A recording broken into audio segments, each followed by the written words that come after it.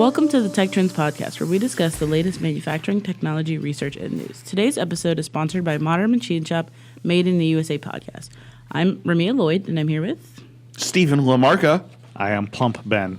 Plump Ben. We'll get into why I'm around today. Before we get into our lives, let's talk about some testbed. I know we made a lot of iterations. We're getting close to the end of the year, so we've got a lot going on. There's a lot I'm actually looking back. Yeah. I'm really impressed with how much has been accomplished with the testbed in this last year. At least 60% of that's probably on Chloe, But in terms of like recent updates, a few things. To start, we got the new computer hooked up with the devices. And actually talking to each other. It's not set up the way we want it to, where there's a universal hub that everything can tap into and then, boom, access to all of the devices on that network. Sure. It's we have a hub, which is our Sonic wall, but right now our new computer is being used as the hub, which is okay. Sure. It's powerful enough to do that, but it shouldn't be doing that. But at least it's hooked up, and now from our new computer, we can use the Pocket NC and use the robot. Great. It's a Band-Aid solution. It's not the final form yet, but IT's not ready. We've probably got to schedule some meetings, and I'm going to need more than just me in on those meetings. I'm probably going to need you, and I'm probably going to need Chloe and Sharab, of course. Right. Nobody else I don't think anybody else is necessary to be there other than Awesome and Sean. Right. Because they're going to be doing the work. But speaking of Sean doing some work, Sean, the most recent update that I have, I think last time I talked about how he found something on modern PC motherboards because virtually everybody uses a solid-state drive, a fast NVMe solid-state drive, and a really powerful GPU. Motherboards are currently, at least a majority of motherboards are designed where that first solid-state drive slot shares the same lane to the CPU and RAM as the top PCIe slot or graphics card slot, which means those two are clashing for the same lane of access. And which is no bueno. If you have a really fast drive and a really powerful graphics card, you want them having their own lane so they can both run their own race. So to be fair, it's not a conflict. It's the computer will share the bandwidth.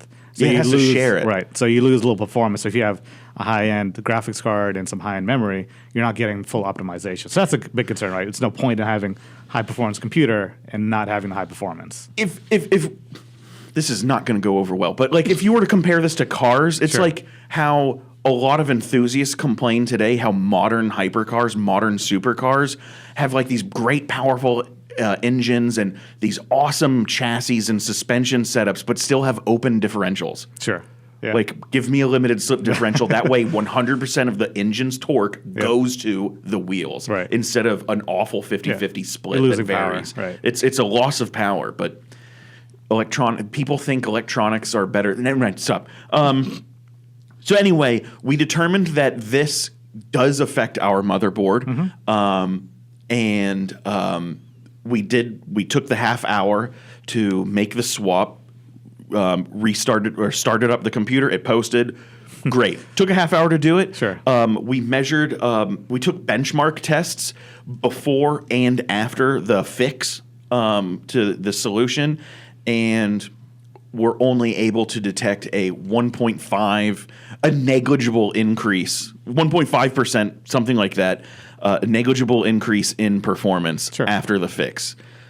Which is barely anything. Right. If you've watched any YouTube videos of like people like comparing dyno results, you know that like, changing an air filter to get a 5 horsepower increase is negligible. That's not real. Like it could be colder outside, and you just got more power that way because cold air is denser. I do like this exercise because particularly with high performance computing, particularly for us, since we took down the path of building our own PC as opposed to buying something off the shelf. Yeah. The nuances and understanding that we know we're getting the best. The peace of mind related to that. So yeah, I agree. 1.5% on a performance increase across the board, like gaming, laptops, Chromebooks. nobody cares. Yeah. But the fact that we know that the memory is split or that the components are being optimized to their full potential, that is a really big peace of mind. And when Sharab gets that thing going, we know that it is set up for him. Yeah. Go wild. Exactly. So that was a very useful exercise. So I'm glad we went through that. And also, I got an update. So as you mentioned, Chloe's working on testbed and adding a vision system to the robotic arm, and we decided to add the Intel RealSense to the top of the robotic arm, just ahead of or forward of the gripper. So it's in a non-rotating section of the robotic arm, but it can actually look down and see the grippers. So it's a unique mounting location. So you're not going to have something off the shelf from iGUS or anyone else that you can say, hey, put the camera here and here's the clamping system. So I iterated based on Chloe's concept of where to locate it, developed a little clamping system with a bracket that you can change the angle to. So we actually had that printed over the Thanksgiving week, and we just mounted that yesterday, actually. The parts came in Monday. I went to Lowe's to pick up some nuts and bolts, which is an interesting experience because it's not labeled correctly, which I should have known, which I've been through parts drawers in my own factory, and here is like a 1/4-20 half-inch bolt is going to be in like the 3 5/16 bolts or everywhere else but where it should be. And if like you reach into a little box of hardware that's labeled what you want to look for, you could grab the one bolt in there that just came from a different box, but some dingus, when they realized it wasn't what they wanted, they put it back in the wrong box. So I took all the bolts that I wanted from those containers, and I checked them I checked all the bolts I was getting in the little thread checker too, to make sure the thread pitch is correct and the length is correct. So yeah, we have all that mounted, and when Chloe gets back, we'll be able to verify that the focusing length is correct and the correct placement. It does allow rotation radially and axial adjustments, and she can also tilt the head down to see the correct angle. So I'm very happy with the flexibility, and it's rigid enough that once we actually tighten everything down, I don't think it'll move, but that'll be part of the testing is the functional capability. But before we move on, back to the computer, one thing I was thinking about is we've had an interesting journey, setting up the computer. I want to get your thoughts on, you're fairly computer savvy in terms of like everyday user, a little bit advanced in terms of you running, the Pocket NC, kind of how the cell works. Has it been easy adding that computer so it's connected to all the devices? Because I feel like IT black magic has to play a part into setting this thing up. Oh, man.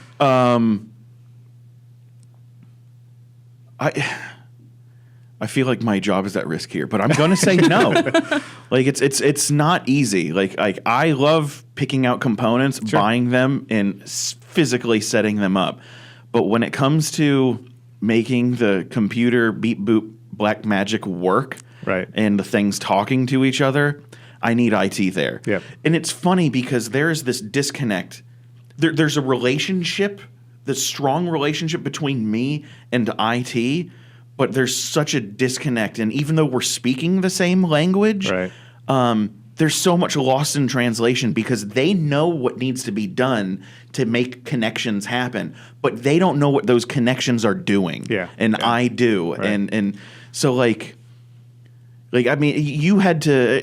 I know that we need something with static IPs, and they know what that means. And you had to remind me that the opposite of a static IP is a dynamic IP. But with our use case, we can't have any dynamic IPs, which every computer, like whether it's a $10,000 digital twin rig or a $50 Raspberry Pi, they all want dynamic IPs, but. There's a lot of wizardry, but I think one of go ahead. It's just the relationship between IT and OT. I think today, both not just in industry but in everything, because the world is going digital, is more important than ever. Yeah, and that's the kind of takeaway that I was thinking about as we go in setting this up is the architecture between IT and OT. We're applying lessons learned to manufacturing equipment, to the OT equipment, and there are nuances that are missed quite a bit. And that's the biggest thing I've picked up in terms of once you start looking at the digital side of manufacturing, there's a lot of nuances that we kind of gloss over. And there's a lot of parallels that we're trying to apply to IT. But I think OT needs a little more of a more robust paradigm of how we implement equipment, because our IT department is very familiar. They're very fluent in managing an office. Yeah. But the context of applying the IT practices to OT gets lost. And we see that in data scientists a lot too, where a data scientist is trying to pull data from a cell, a manufacturing floor, but they're missing context of what that data actually means. And I think there's a parallel still exists in setting up the equipment, where I think the journey is a little bit longer than people expect. And I think that's the biggest takeaway, is that if we're going down the path of digital manufacturing, we need to add a little buffer time and buffer costs in terms of that journey, because the nuances are going to be missed, and we have to iterate a little bit throughout that process. So I'm glad we went through that. That was really good. I just had to Google what OT meant because my brain was going occupational therapy. And I know that's not what it is, but now I know. Now you know. So I'm glad that we had this conversation too. So going off a new computer, which last week I took vacation time for Thanksgiving. What did you guys do? How are you guys feeling after Thanksgiving? You guys hungover? You guys tryptophan still? The tryptophan was there. Tryptophan was there. real. I'm still full on humble pie. Like I gotta say, I had a great Thanksgiving. The food was amazing. There was no family infighting. Like everybody was genuinely on their best behavior, and it's not like everybody was going for that because, like, Melissa's sister showed up with a Trump hat on, like fully ready to swing. But it's like it never came to that, and it was really fun. Like everybody was just like behaved. Yeah, and it was a great time. On that point, we're on the precipice of a conflict in the house. So my wife and my father have different political views, and they got into it just a little bit. And I jumped right through that to break it right off. Good job. So that conversation ended real quick. but like, yeah, it was an I've mentioned this in previous Thanksgiving podcasts of ours, but like I've never liked turkey. There was like one of the earliest times in life where I finally had good turkey on Thanksgiving was when my mom had Thanksgiving catered from Neiman Marcus, which was just a contractor for some like place in Texas that shipped us a deep fried Cajun turkey for Thanksgiving, and all we had to do was throw it in the oven. But first good turkey I've ever had in my life, and it was too spicy for some of like the meat and potatoes white people in the family. But the last few Thanksgivings has happened at Melissa's dad's place in Delaware, and he has a Traeger grill that's, ITOT. It's Internet of Things connected. He like controls it from his phone. He just had knee surgery on both knees, so he couldn't get up off the couch, and he was controlling the grill from his phone. Smoked turkey with a blend. I don't remember what the blend was, but he's got like 3 different types of wood pellets in the Traeger. It was an incredible turkey. Nice. Yeah. It was an incredible turkey. And turkey sucks. Like I'm not a fan. Yeah. It's got to be really such good. a good turkey. Like the food was great. Everybody was on their best behavior. It was a great time. But I will say this. If I go through one more Thanksgiving without mac and cheese, I'm going to discontinue my existence. Oh, man. Are you that upset? Strong feelings about mac and cheese. Mac and cheese. I look at Instagram and I see all these other families and people in life having mac and cheese at Thanksgiving, and it's like, why not me? Never in my life. You've never had mac and cheese? Maybe once or twice, but it's like this needs to be a staple. I would say that's a staple in our house, but my family, we're super particular on all of our Thanksgiving foods. Sure. There's no experimenting on the mac and We cheese. do not mess with it. So anytime we have to go somewhere else for Thanksgiving, we absolutely have our own, like, my mom will make a full course Thanksgiving, and we'll eat it either before or after we leave to go to the other Thanksgiving. Like, we'll just like take little nibbles when we get there, and we're like, oh, it's so good. We get home and we're like, who made that? We're going home and we're eating. We're not doing this. There's 2 concepts I realized when I was much older in life about Thanksgiving. Is one, if you're at a potluck Thanksgiving, bring the food that you're going to eat. Just bring it. Yes, absolutely. And the second is your food is going to get judged no matter what. It could be, you could be a cuisine chef. It's going to be judged either at the Thanksgiving dinner or after. Yes. But just to your point, and I agree with you, to emphasize how low of a point I am in my life with Thanksgiving. I don't care if it's like, somebody experiments with a gluten-free vegan mac and cheese, sure, or somebody just put like 6 boxes of Velveeta in a casserole dish. I don't care. I want it. I want it there. I like me some Velveeta. I think next year it slaps. I've been I put Velveeta in my mac and cheese. I do not discriminate mac and cheese. I love it all. It doesn't matter. Just bring it. It just needs to be there. We've been trying to do more homemade stuff or made from scratch. Mm-hmm. I'm going to try making the pasta for the mac and cheese and our own mac and cheese. I'm going to try. Just not on Thanksgiving, right? That's like you try that in October, see how you like it. I'm gonna do Thanksgiving just for spite. just because you're like, that is something I feel like that's something. Just you get it what you get. It's Thanksgiving Day. It's time to experiment. Right. Ben's got his lab coat. He's like with the noodle maker. He's like cutting it. I got my goggles on, the old safety goggles from high school. It's like, and somebody's gonna be like, "Is this like Blue Box Kraft mac and cheese?" No, this is a perfect from scratch replica of Blue Box. You're welcome. If someone asks, I don't know, flip the table. Right. Go berserk. Excuse me. That's amazing. So, guys, as we transition to some technology topics later, can you tell us about today's sponsor? Yes, I can. Tune in for Modern Machine Shop's Made in the USA podcast to explore manufacturing issues faced by companies making an intentional choice to manufacture in the U.S. Featuring commentary from OEM leaders, Made in the USA blends its nearly century-long expertise with a unique audio storytelling experience to shine a spotlight on the past, present, and future of American manufacturing. Find Made in the USA on Apple Podcasts, Spotify, and all major podcast platforms. Follow Modern Machine Shop on Twitter, Facebook, and LinkedIn. Thanks for being here. Anytime. So I've been preparing for a small presentation on trends in additive. So I've got a couple of interesting things that I want to kind of bounce off you guys, where I think they're pretty game-changing. Okay, so the background, the context of the conversation is I've been perceived as being mellow on additive. There's a lot of hype around additive, which is cool. Wait a minute, hold on. What does that mean? Mellow on it? Like you're not giving it enough attention? Yeah, I'm more reserved about additive in the future. Yeah. Partly it's because we're a big organization. Some people need to focus on additive. Other people need to focus on automation, subtractive process. I'm focusing on all that stuff for everyone else focusing on additive. But the kind of sentiment I've taken away is the positions that I have is additive has a lot of opportunity. But there's a lot of problems that we need to fix before we harvest that opportunity, which is fine. Mm-hmm. But there's a couple of things that I think are kind of changing the face of additive manufacturing that will get us to the future state of like more production environments, more innovative designs. That's where I think the value for additive is like the uniqueness of it.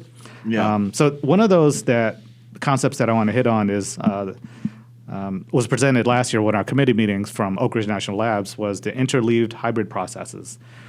Interleaved? Interleaved hybrid processes. Okay. So the core concept that I actually embrace a lot is I think hybrid manufacturing processes or additive in a subtractive cell or machine has a lot of opportunity. So the concept that was presented was if I'm going to grow a part, it benefits me significantly to include subtractive processes in that entire process. Okay. So if you look at just steps, right, I'm going to print, machine, and rinse and repeat till I get my finished part.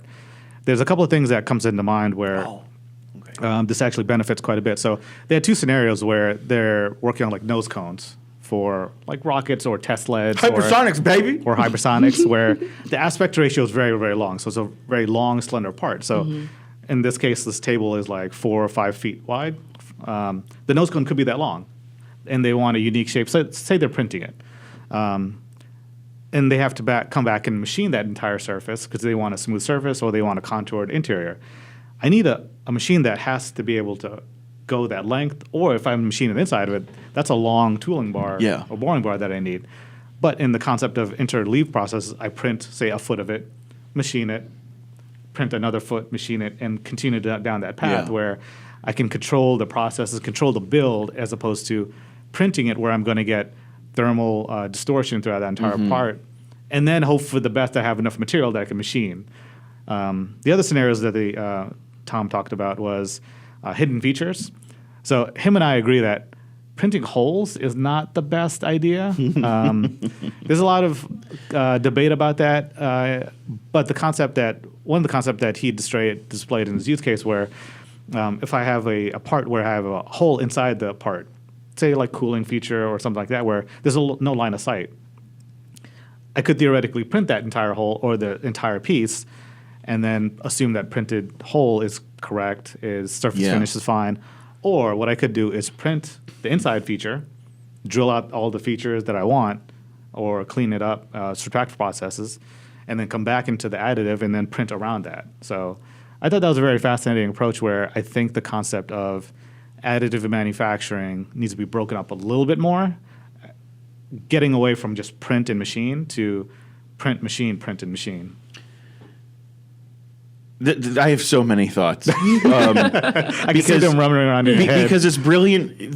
The last process you just mentioned about, like, don't print holes. Right. Instead, we have the perfect tools today to make holes. They're called drills. and they make perfect holes. So, like, you can print a rough hole and then bore it out with a perfect drill. Because, there's a lot of problems with that. Like, when you think about exhausts, which was my first thought, it was while you were talking about this last thing, was if you have printed internal channels with no line of sight through them, because of the surface finish of 3D printing, there's probably going to be a rough inner surface, and that's probably going to generate some uncalculated and something that simulation, I promise you, misses.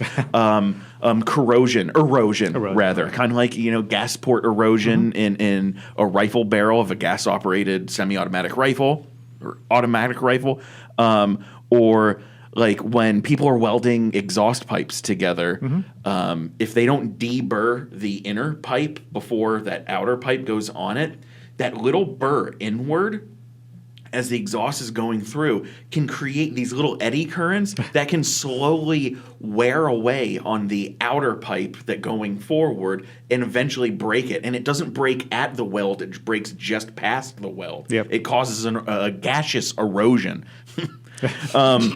Made me think of farts. This is fun because the part about, like, really do as much subtractive as you can and then additive everything together reminds me, because before we started recording, you were talking about IEMs and you were looking at Shure IEMs, and because they use like all numbers in their naming convention, you don't know which ones, like, and why is this one better than the other ones. One of their IEMs, the SE846, I think, they advertise it having real bass. And they say that because there's no dynamic drivers in it. Sure. It uses hearing aid drivers, which are balanced armature drivers. And the low-frequency bass driver, they get an accurate representation of what a subwoofer actually sounds like, because instead of having a tube going from that bass balanced armature driver straight into your ear, they need to get that bass frequency. You need to stretch out the path as long as possible to get that low frequency. And they do that by welding microscopic, these little plates that zigzag the path as much as it possibly can, to get that low bass frequency. And so that's why I'm really excited. Those also, mind you, those are like $1,000 IEMs. Don't recommend throwing that much money down on audio unless you're really into it. But I digress. But something that you said earlier that's escaping me, you might have to keep talking because I forgot what I wanted to mention. That's right. Well, I got it. So, like, we were talking about the nose cones and how long they need to be. Sure. And I didn't realize this, but it makes sense now why hypersonics have so much modern manufacturing thrown at them, is because, like, conventional missiles, I didn't realize, were so simple and dumb. Not to say that, like, something like an AIM-9 Sidewinder is dumb, but when you look at it, first off, I also didn't realize how big missiles were. Sure. Like an air-to-air. I thought you could put like an AIM-9X on this table. No. It's like the length of the room. Yeah. Like, it's missiles are really long, but it's all like conventional missile is a big long tube, and it's like a perfectly consistent tube all the way. But hypersonic, when you're trying to push that missile past 5 times the speed of sound, it needs to be shaped more like a really long bullet. So Right. it's never consistent. It's constantly, there's an ogive to it. Right. And manufacturing that is a pain in the butt. Yeah, it's very difficult. I think, And that's why I didn't realize that until like literally last night when I was reading up on hypersonics and when like Lockheed Martin just expanded their Grand Prairie, Texas facility, which is, go figure, for making the Mako hypersonic missile. They added another 16,000 square feet, and it's all Nikon SLM machines, or a majority of them, just to make these like long nose, because it's not a pipe anymore. and that's the kind of takeaway I was thinking about when we talked about the ITOT, and then so the scenarios where I really like additive manufacturing processes are fluid conveyance.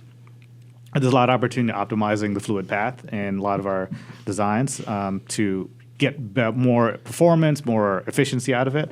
And the nuances of a surface finish on that, gas path, to your point, where if it's rough, it's going to create more turbulence and may create more erosion in that scenarios. Those are all nuances that are going to play out in the future that we're still kind of figuring out, right? So if I print something and it's got a decent surface, 3D printing like powder bed fusion does a very good job in terms of surface finish. But is it as smooth as a subtractively processed part? It's going to be different, right? And I think that's what we're probably going to see in the future is future iterations of fluid conveyance product where the surface finish becomes a critical feature at some point. And the part of it all that, like, at least going back to hypersonics, that hurts my heart and pocketbook the most is that, first off, these missiles are like a couple $1 million. When first time watching Top Gun, you're like, whoa, a fighter jet costs like tens of millions of dollars. And it's like fast forward to 2024, a hypersonic missile costs tens of millions of dollars. But then you realize, a fighter jet can land and be maintained and go up and down a lot. Yeah. Hypersonic missile, like the longest time a hypersonic missile, like an intercontinental hypersonic missile, 15 minutes. All of this effort is going into to deploy something for 15 minutes, and then it's gone forever. It's really also really expensive that only lasts 15 minutes? Checkers fast food. So one other... Not even. Right. Maybe 10. So another technology that I think is helping additive get into higher production or more influence in the manufacturing is beam shaping. Oh, so yeah. I need a little knowledge from you, Steve. Tell me about what is beam shaping in 3D printing? So everything I know about beam shaping, I learned from Alex Kingsbury, so I hope I don't let her down with this. But so beam shaping is the shaping of a laser beam. And lasers and even electron beams are used commonly to melt powder metals for metal additive manufacturing. One of the problems that's run into in metal additive is spattering, which is when you have molten metal getting on your part that wasn't supposed to be there. And that's because the beam, a laser beam or an electron beam, is this concentrated, perfectly thin line of energy. And that while you have most of the light going in one perfect little spot right in the middle, if you shine like a laser pointer at the wall and you have it across the room, somebody's holding it and you put it at the wall and then you go up to that laser pointer on the wall, there is that perfectly concentrated, dense little spot of light, but then there's like a bunch of spattering around it, and that's not good when you're using it to melt material. And working in an optics lab in my undergrad, one of the things that we did a lot was use beam collimators. So a collimator, basically, you put the collimator, like you have your laser source, and then shortly after the laser source, you have a collimator, which that laser goes into the collimator, and the collimator aligns all of the light coming from that source into a even parallel collimator. and then that light coming out, all of those rays of light, all of those beams are perfectly parallel, well, close to parallel as possible to each other. So if you take a laser, the same laser that you shined at the wall, and you put a collimator in front of it, you no longer have the perfectly concentrated dot of light, but it's now a little bit wider and a little bit dimmer, but there's now no more spattering. Right. That's like the first step in beam shaping. Now, you talk to Tom Feldhausen and anybody at the MDF in Oak Ridge, they will tell you about, like, you know, spattering is like the enemy of when you're trying to do multi-material, multi-metal additive manufacturing. Like the big test that they put every laser additive, metal additive machine through is going from stainless steel, like printing stainless steel, then printing copper on top of the stainless steel, and then printing stainless steel back on top of that copper. Yep. And if the laser is worth its salt, or, you know, the circuitry, it's not circuit, but like the optics between that source and the material is good, you'll have no problems. But if not, the stainless steel back on top of the copper won't stick. It won't work because the copper is too reflective. Yep. So some companies that they like to clown on have gone to use different colored lasers to avoid this problem. But the two better solutions are, you can either turn down the power of the laser and not inject any material, so you're just going over your surface with the laser alone to toast the copper first. That decreases its reflectivity. Then you can put stainless steel on top of it, or can use a shaped beam. Right. Because shaped beams are good for so much more than just this test. Yeah. Like, they can do so much more. But the idea of the shaped beam is like it's a next level up from collimation. It's now shaping the beam. So instead of a dot or a perfectly concentric column of light, now you can have a dot in the middle, and your scattering around it is now shaped into a ring around it. Or you can just have a ring of light instead of a dot, with no dot at all and just the ring. Or, you know, I'm sure there's other shapes they experiment with too. But beam shaping allows for the use and printing of so many other metals that we could not imagine before, without having to invest in some other dumb colored laser. And I think that's the biggest takeaway, because I want to talk about materials in a second, is that the ability to control the shape. So we've talked Alex, Tom Feldhausen, I really hope I got that right. We've talked about colors. You just hit on colors. Power is a big thing. But now, similar to, like, so the analogy I'm going to use for myself is very simple. Like, when I have a watering hose, right, I can control the pressure by the tap. But now with the beam shaping, I have a nozzle control. So if I want a wide water, or like a jet stream, or several different sprays, that's kind of like where we're headed. Right? That's such a better way of explaining So I do like this idea, because it gets to the nuances of, as I print a part, the needs of the base are going to be significantly different than what I want at the top, right? And being able to control that, the fidelity of it, is super important. Because you did hit on the last thing that I think where additive has a big breakthrough is materials.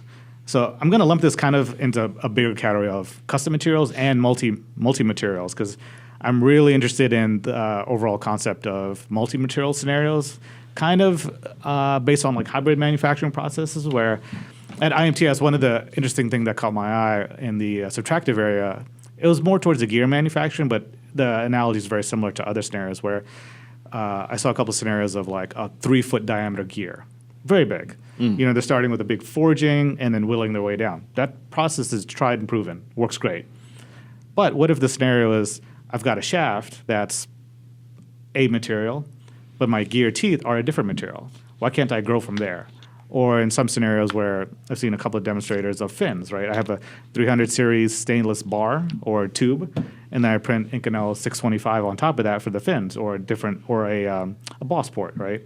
That's where I think the multi-material and specificity of the design kind of can drive more value back to the end user and cost. Because to be fair, printing parts is not cheap. Right? Cost avoidance or cost containment through printing process, that does not exist. You shift from a cast part to an additive grown part because you can't get the casting within like a year, right? So there's time frame and cost adjustments through that, but I really like the idea of getting to new materials and new material combinations, to your point. So. Yeah. So I don't know if it's been published yet, but one of my most recent, like the follow-up to the Inconel article that I wrote was to talk about some other notable alloys that at least are special to me and that have been developed since Inconel, which was, again, 1932 was when it was developed. That's old. And, I talked a lot about some of the Carpenter alloys that are very popular. And Carpenter and another company that they now own, Crucible, came to light in the last couple of decades, certainly not as far back as the 1930s, for powder metallurgy. Yep. Long before additive was in everybody's mouth, they were into powder metallurgy. And so Carpenter's is big into that. That was a huge evolutionary step forward in alloys was powder metallurgy. But it seems like virtually every company today that's making a product that probably has a Department of Defense contract for it, they want a specialty alloy. Heck, Apple wants a specialty aluminum alloy for all of their devices. Sure. But what's really cool about that, and I'm not against that because everybody wants a bespoke alloy for their product. Right. And everybody thinks their product is special and warranting one. But what's really cool is as time goes on and people have their bespoke alloys, these alloy providing companies, these metal providing companies realize, these companies have their bespoke alloy is actually very similar to these other companies. Right. And maybe we should make this one all-encompassing like specialty alloy, and that becomes the next special metal. Right. Like with the Carpenter 158 or 154 is the new 300 series stainless. And then we're getting much further. And the latest alloy that people are talking about, myself included, without knowing much about, is GRX 810, the one that NASA developed, and they're having, you guessed it, Carpenter and our friends at Elementum 3D verify to make sure it's as awesome as NASA says it is. Man, like the evolutionary step forward from just throwing a bunch of metals in a crucible and melting them together and be like, let's see if this alloy is legit. It went from that in the 1930s to a couple decades ago with Carpenters. Like now we're doing powdered metals now. We're not selling ingots. You get a vat of powder and you make your thing out of it. I'd really like the idea of the custom materials. Yeah. So your point of the NASA, and we've kind of talked about that. But NASA's this evolutionary jump forward. They're talking about the atomic matrix of the molecules going into this metal, and I'm like, what?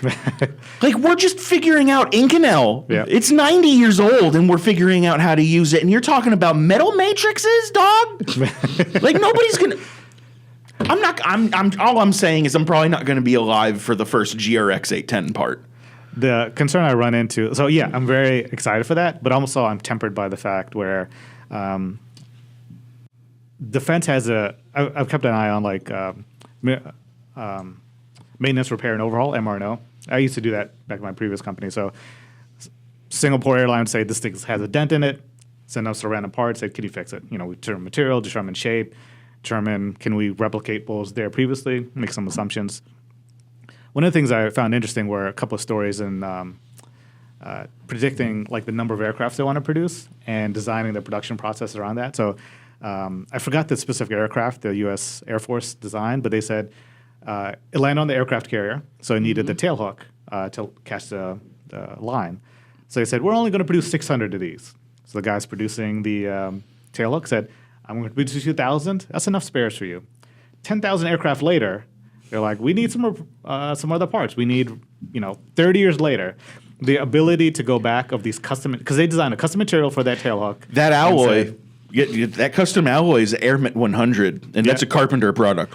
the ability for us to do custom products now, I'm very concerned about, 30 years from now when we said we're going to end of life this, but we're going to continue this an extra 10 years, how do we service those parts? So those are the kind of questions. Those are lessons learned we've over and over again stumble upon that we need to stop stumbling upon. Yeah. Like when the Inco company, before they developed Inconel, they developed Monel. Right. And there was so much Monel that they made and had no use for that it went into dog tags and Acura ended up making the NSX key out of Monel, and it's like, why though? Why? It's like corrosion resistance. Yeah, it's super high strength material. But yeah, it's Yeah. Last thing I want to talk about is you found an article about materials getting banned. Oh yeah, the ban hammer. So first off, let's preface this with the CHIPS Act. Sure. The CHIPS Act was an incentive program to bring, East Asian companies that make semiconductors for everybody, bring their manufacturing to the U.S. Right. Because it's getting a little spicy over there. And it was at first an incentive. The CHIPS Act is an incentive package, being like, hey, if you come over here, we'll give you all of the money to do it. Well, a lot of the money to do it.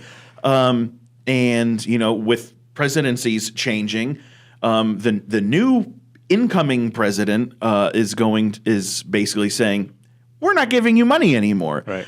Now, if you don't come over here, we're going to stop letting your products go to certain countries. And I don't exactly know how that works, but it's like instead of a incentive, it's a punishment. Sure. So China's clapping back with a ban on certain metals. And before I get into it, Ben, I know that you are a fellow enthusiast. You like to dabble in the firearms. Correct. You got a lot of ammo?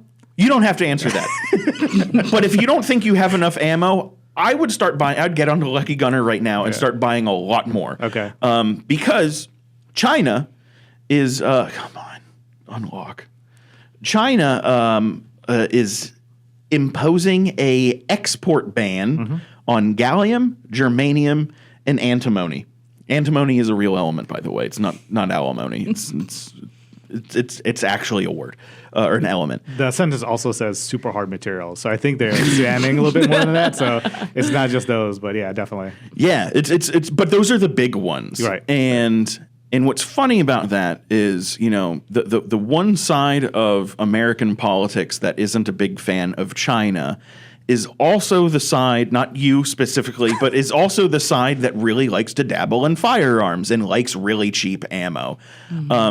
Antimony is a metal element that is commonly alloyed with lead to make bullets harder and thus perform better in firearms. And if we can't get antimony from China anymore, it is going to increase the price of that cheap ammo to not so cheap ammo. And then they're going to be like, why are we banning this stuff? Why are we being so mean to China? I want to be able to shoot. And it's just funny. We're going to see some tables turn, and they're going to hit the pocketbooks of gun people. I am concerned about the, we'll call it trade wars for now, because I think that's a fair statement of tit for tat. And I think we're getting down to materials that are, there's only so many places in the world where you can get certain materials. Yeah. And these are hard materials. And we talked about custom materials, right? The need for more harsh environments, more difficult gases, more difficult environments for our materials to be in. This is kind of contradictory to where we're headed, where we may need more difficult materials, super hard materials, as the article said. Yeah. And other countries are going to say, no, we're going to keep that. And then they're going to continue innovating. Because that is innovation in product design. One of the streams that we stretch back to is raw materials. And I'm a little concerned about that. Yeah. I do see some hope, and maybe I'm just letting my imagination run wild. But a ban on super hard materials from China, export ban from China to the U.S., might actually turn the tide on some views on energy. Sure. And may shift focus towards nuclear energy. Okay. Because what's a resultant of nuclear energy? Depleted uranium. What's depleted uranium? A super hard material that we would love to have.